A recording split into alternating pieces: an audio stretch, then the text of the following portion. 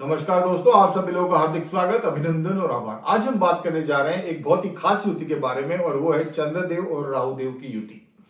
चंद्रदेव और राहुदेव की युति जब भी हम देखते हैं तो एक नेगेटिव सा इंप्रेशन मन में आता है कि ये युति नेगेटिव एनर्जी क्रिएट कर रही है और जिस भी भाव में ये युति होगी वहां पे नेगेटिव रिजल्ट्स मिलेंगे। This is the general impression. But ये जो इंप्रेशन है या ये जो धारणा बनी हुई है चंद्र राहु की युति के बारे में, ये पूर्णतः सत्य नहीं है। देखिए, कोई भी हर युति के, चाहे वो चंद्र राहु की युति हो या वो और कोई युति हो, हर एक युति के पॉजिटिव रिजल्ट्स भी रहते हैं और नेगेटिव रिजल्ट्स भी रहते हैं। क्योंकि कहां बैठे हुए हैं, कौन से भाव में बैठे हुए हैं, किन ग्रहों की दृष्टि है, शुभ ग्रहों की दृष्टि है, अशुभ ग्रहों की दृष्टि है, कौन से नक्षत्र में है, नवांश में किस तरीके से है, बहुत सी चीजों पर डिपेंड करता है। और हर प्लैनेट के पॉजिटिव पॉइंट्स भी हैं, पॉजिटिव एस्पेक्ट्स भी हैं, हर प्लैनेट के, हर ग्रह के, और हर प्लैनेट के नेगेटिव एस्पेक्ट्स भी हैं। तो डिपेंड करता है कि जो युति हो रही है उसका ओवरऑल रिजल्ट्स क्या है उस पर्टिकुलर कुंडली के लिए, सब चीज को कंसीडर करते हुए। तो आज हम बात करेंगे चंद्र राहु की युति के बारे में। देखिए, चंद्र क्या है हम सब जानते हैं। चंद्र मन है, चंद्र मेरा मन है, चंद्र फीलिंग्स है, चंद्र इमोशंस है, चंद्र भावना है, चंद्र मानसिक शांति है। इससे ये चंद्र से देखते हैं हम। राहु क्या है? राहु के पॉजिटिव पॉइंट्स भी है, नेगेटिव पॉइंट्स भी है। राहु एक तरफ भ्रम भी है, इल्यूजन भी है, और एक तरफ इच्छा भी है, जुनून भी है, इच्छा शक्ति भी है। राहु कपट भी है, राहु छल भी है, राहु धोखा भी है। बट राहु पे अगर करेक्ट सही इंफ्लुएंस है, गुरु की दृष्टि है, शुभ प्लैनेट्स की दृष्टि है, तो यही राहु सही डायरेक्शन में अगर काम करेगा, उस जुनून के साथ, उस इंटेंसिटी के साथ, तो रिजल्ट्स बिल्कुल अलग होंगे। तो ये डिपेंड करता है कि किस तरीके से वो प्लेसमेंट है। तो आइए बात करते हैं चंद्र राहु के युति के क्या पॉजिटिव पॉइंट्स हैं और क्या नेगेटिव पॉइंट्स हैं। देखिए, पॉजिटिव पॉइंट्स की बात की जाए तो चंद्र राहु की युति का सबसे पॉजिटिव पॉइंट ये है कि ये लोग बहुत ज्यादा क्रिएटिव रहते हैं, इनकी इमेजिनेशन पावर बहुत अच्छी रहती है। क्रिएटिव होने के कारण, इमेजिनेशन पावर होने के कारण इनके पास बहुत सारी आइडियाज रहती हैं, इनोवेटिव आइडियाज रहती हैं, ऐसी आइडियाज रहती हैं जो कि नॉर्मल इंसान के पास नहीं रह सकती हैं। उनकी सोच और कल्पना ये कहीं किसी हद तक भी जा सकती है। तो इनके पास बहुत सारी आइडियाज रहती हैं। इनके पास बहुत सारे आइडियाज होने के कारण ये कला के क्षेत्र में बहुत अच्छा कर सकते हैं, जॉब में अच्छा कर सकते हैं, बिजनेस में अच्छा कर सकते हैं, बिकॉज इनके पास आइडियाज है। जैसे इनके पास कोई प्रॉब्लम आता है या कोई सिचुएशन आती है जहां की आइडियाज की जरूरत है, ये लोग बहुत अच्छा सजेशंस दे सकते हैं, बहुत अच्छी आइडियाज दे सकते हैं। पहली चीज। दूसरी चीज, चंद्र मन है और मन, मेरी इच्छा शक्ति जो है वो मेरे मन पे, मैं मन से देखता हूं। तो देखिए, इच्छा शक्ति होना या मन की शक्ति होना, हम कहते हैं सबसे पावरफुल चीज जीवन में क्या है? मन की शक्ति। अगर एक इंसान फिजिकली वीक है और उसके पास मन की शक्ति है तो भी वो बहुत कुछ लाइफ में कर सकता है। तो मन की शक्ति सर्वश्रेष्ठ शक्ति है। और अगर चंद्र के साथ राहु है और पॉजिटिवली इन्फ्लुएंस्ड है तो उस ऐसे इंसान की जो विल पावर होगी वो बहुत स्ट्रांग होगी, प्रबल इच्छा शक्ति, वो जीवन में कुछ भी हासिल कर सकता है। कभी हार न मानने का एटीट्यूड, नेवर डाई एटीट्यूड, कभी हार नहीं मानेगा। 1000 बार गिरेगा, खड़ा होगा, फिर से खड़ा होगा, फिर से लड़ेगा, जीतेगा, सतत प्रयास। चंद्र राहु पॉजिटिवली इन्फ्लुएंस्ड, ऐसे लोगों की इच्छा शक्ति भी बड़ी होती है, प्रबल होती है, और इनकी महत्वाकांक्षाएं भी बहुत बड़ी होती है। ओवर एम्बिशियस रहते हैं ये लोग। ये मतलब कोई बड़ा, बहुत बड़ा सोचते हैं जीवन में, बहुत बड़ा कुछ करना है। ये इनकी महत्वाकांक्षा, एम्बिशंस बहुत बड़े बड़े रहते हैं।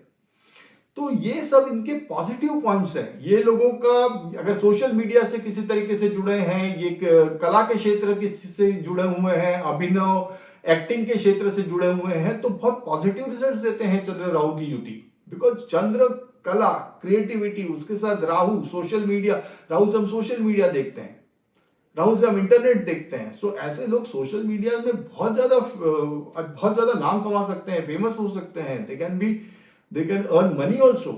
हाँ, बट अगर यही नेगेटिवली इन्फ्लुएंस हो जाएगा तो फिर वो गलत तरीके से चीजें होने लगेंगी। ऐसे लोगों का अगर पॉजिटिव बात कर रहे हैं तो ऐसे लोगों की जो माइंड रहता है या जो बेंड ऑफ माइंड रहता है वो रिसर्च की तरफ रहता है, रिसर्च ओरिएंटेशन रहता है। अच्छे रिसर्चर्स हो सकते हैं, शोधकर्ता हो सकते हैं। That is also positive point. Rahu से हम विदेश भी देखते हैं, तो अगर ये किसी भी तरीके से फॉरेन कंट्रीज से एसोसिएटेड हैं, चाहे वो फिर सेटलमेंट हो, वहां जॉब हो, एजुकेशन हो, any which way, import export business में हो, any which way, if they are connected to foreign land, this युति विल वर्क फाइन, दिस युति विल वर्क फाइन। इन लोगों को मिस्टिकल चीजों में बहुत इंटरेस्ट रहता है, रहस्यमयी विषयों में इनको बहुत रुचि रहती है कि ऐसा क्यों, वैसा क्यों है, ऐसा जीवन कहां से शुरू हुआ, प्लैनेट, उस प्लैनेट पे क्या है, बहुत मतलब जो चीजें रहस्यमयी चीजें हैं, जो चीजें पता नहीं है, अननोन चीजें हैं, जो unknown, interest in unknown, unknown चीजों में इनको बहुत इंटरेस्ट रहता है। और वो अच्छा भी रहता है, अगर उस फील्ड से ये जुड़े हुए हैं तो इन लोगों को वहां पे बहुत ज्यादा सक्सेस मिलती है। ये युति अगर पॉजिटिवली प्लेस्ड है तो करियर में भी सक्सेस देगी, समाज में भी अच्छा नाम देगी। ऐसे लोग अध्यात्म से भी जुड़े रहते हैं, इनके पास आध्यात्मिक शक्तियां भी होती है, तंत्र मंत्र विद्या के भी ये ज्ञाता हो सकते हैं। दिस युति positively placed is good for politics also, this युति placed positively placed for good for business also, because इनके पास आइडियाज हैं, इंप्लीमेंटेशन करना जानते हैं, क्योंकि राहु के पास प्लानिंग की कैपेसिटी है, चंद्र के पास विचार है, नई आइडियाज है, और राहु प्लानिंग करता है। Rahu is a very good planner. So ये दोनों combination is a very good combination in terms of new ideas, new planning, politics, business, everything positively place. So इतने सारे पॉजिटिव पॉइंट्स है चंद्र राहु युति के, अगर ठीक से वो प्लेस्ड है, या इस एनर्जी को, या मैं इसको इस तरीके से बोलूं कि इस एनर्जी को अगर हमने कंस्ट्रक्टिवली यूज किया, इस एनर्जी को हमने प्रॉपर चैनलाइज किया, इसको करेक्ट डायरेक्शन में, तो ये युति हमको बहुत सक्सेस लाइफ में दिला सकती है। तो ये सब पॉजिटिव पॉइंट्स है। अब उसका दूसरा एस्पेक्ट देखते हैं नेगेटिव पॉइंट का।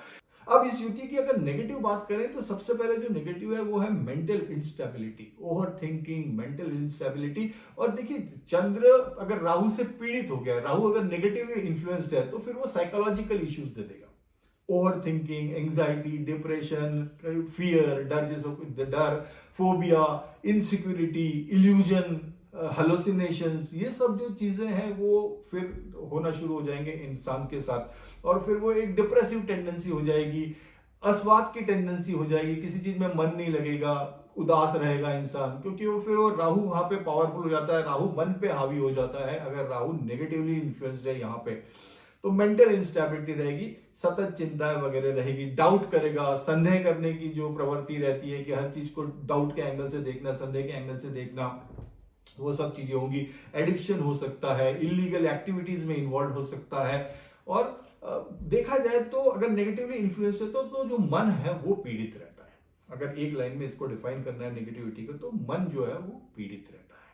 क्यों पीड़ित रहता है? बिकॉज राहु के जो नेगेटिव ट्रेड्स है वो मन में आ जाते हैं, और उसके कारण मन में सतत विचार और सतत चिंता है, और सतत भ्रम की स्थिति बनी रहती है। और अब ये जहां पे पॉजिटिव, ये लोग ओवर एम्बिशियस भी रहते हैं, तो इनके ओवर एम्बिशन मतलब ऐसे रहते हैं कि ये फिर प्लान करते हैं कि हम जेट खरीदेंगे, इतने करोड़ों का बिजनेस होगा, जो कि रियलिटी से बहुत दूर रहता है। सो ये प्लान ऐसा करते हैं कि जो रियलिटी से भी दूर है, अगर नेगेटिवली प्लेस्ड है तो। क्योंकि प्लानिंग में भी कैलकुलेटिव प्लानिंग होनी चाहिए, या प्रॉपर प्लानिंग होनी चाहिए, या रियलिस्टिक प्लानिंग होनी चाहिए।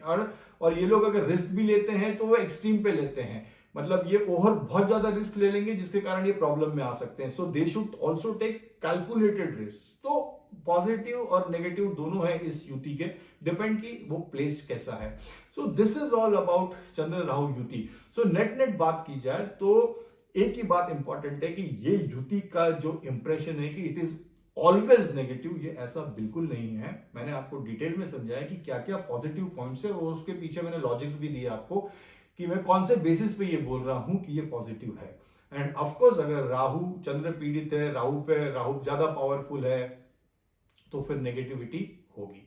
इसका उपाय क्या है? अगर ये युति कुंडली में नेगेटिवली ऑपरेट कर रही है तो क्या उपाय है? देखिए, सबसे पहले तो अगर ये देख लीजिए कि दृष्टि कौन से ग्रहों की है। अगर पॉजिटिव दृष्टि है, कौन से ग्रह कारक हैं, और उन कारक ग्रहों की इन पे दृष्टि है क्या, तो वो सबसे पहले तो वो देख लीजिए। और अगर कारक ग्रह की दृष्टि है और कमजोर दृष्टि है, तो उन ग्रहों को हमको पावरफुल करना पड़ेगा। दूसरा ये देखिए कि मंगल देव कुंडली में किस तरीके से प्लेस्ड है, मंगल देव कारक है क्या कुंडली में, और अगर मंगल देव कारक है तो किस तरीके से प्लेस्ड है, पावरफुल है कि नहीं।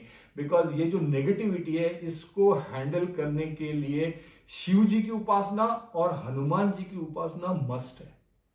हनुमान जी की उपासना और शिव जी की उपासना, क्योंकि शिव जी की उपासना मैं इसलिए कह रहा हूं क्योंकि चंद्रदेव को अगर ठीक से मैनेज करना है तो शिव जी की उपासना मेरे को करनी पड़ेगी। और अगर मेरे को वो जो डिप्रेसिव टेंडेंसी से लड़ना है या जो फाइटिंग स्पिरिट मेरे को लाना है, अगर मेरे में डिप्रेसिव टेंडेंसी आ रही है या ओवर थिंकिंग आ रही है या डर आ रहा है, तो वो फिर मेरे को हनुमान जी की उपासना ही करनी पड़ेगी और मेरे को वो बल प्राप्त करना पड़ेगा और उस युति को मेरे को पावरफुल बनाना पड़ेगा, पावरफुल इंपैक्ट उस युति पे लाना पड़ेगा। तो जो उपाय के तौर पे शिव जी की उपासना और हनुमान जी की उपासना ये सतत करते रहिए। ये युति आपको अगर नेगेटिवली रिजल्ट्स दे रही है तो ये अच्छे रिजल्ट्स देना शुरू करेगी। और अगर ये युति अच्छी प्लेस दे फिर भी आप करिए ये उपाय, तो आपको ये युति और अच्छे रिजल्ट्स देगी। सो ऐसा नहीं है कि ये युति गलत ही देती है, ये युति बहुत अच्छे रिजल्ट्स भी देती है। और ये युति अगर नेगेटिव प्लेस्ड है तो वो ऑब्वियसली नेगेटिव रिजल्ट्स ही देगी। सो डिपेंड करता है। So this is all about Chandra Rahu युति। Thank you so much. Wish you all the best. Bye and take care.